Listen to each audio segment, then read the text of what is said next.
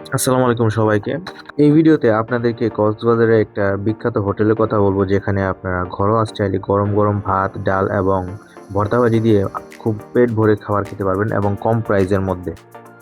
তো রেস্টুরেন্টটা খুব কলাতলির মোড়ের খুব কাছে, রেস্টুরেন্টের ভিতরে খুবই সুন্দর ডেকোরেশন। তো আমরা একটা টেবিল খুঁজে বসে পড়লাম। ঈদের পরে মাংস খেতে খেতে একেবারে মুখের অরুচি চলে আসছে, তার জন্য ভাবলাম গরম ভাত সাথে ভর্তা ভাজি, আচার এবং ডাল দিয়ে খাবার খাবো।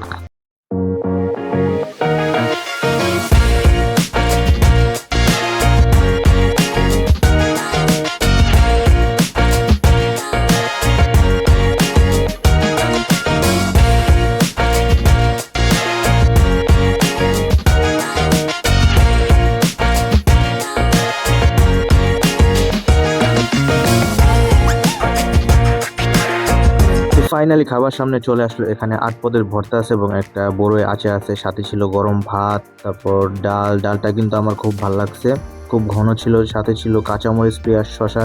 এগুলো দিয়ে খাবারটা খেতে খুবই ভালো লাগছে। এখানে প্রথমে আমি 1 প্লেট ভাত নিলাম। ভাত নেওয়ার পর তারপর আমি সকল ভর্তা একটু একটু করে নিলাম। এখানে ছিল আলু ভর্তা, ডিম ভর্তা, টমেটো ভর্তা, কাঁচামরিচ ভর্তা, শুটকি ভর্তা 2-3 পদের ছিল, আলুর ভর্তা ছিল, ডালের ভর্তা ছিল, কলার ভর্তা ছিল এবং সাথে ছিল বড়ই আচার। তো সবগুলো নিয়ে আমি আমার প্লেটটা আর কি একটু সাজাচ্ছি।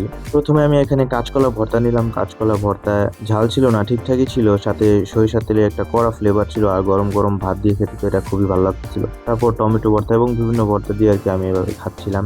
আমার সামনে এখানে টমেটো ভর্তা, ডাল ভর্তা, চিংড়ি মাছের ভর্তা, এই তো। তারপর আমি নিয়ে নিলাম একটু টমেটো ভর্তা। টমেটো ভর্তাটা কিন্তু আমার সব ভর্তা থেকে সবচেয়ে বেশি ভালো লাগছে।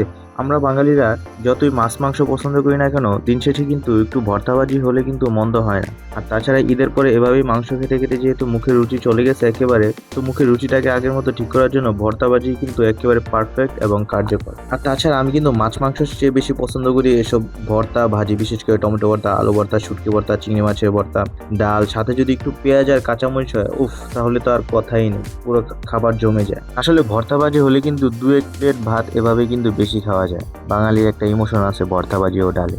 আজকের ভিডিও এই পর্যন্তই, দেখা হবে নেক্সট কোনো ভিডিওতে। শেষ পর্যন্ত আল্লাহ হাফেজ।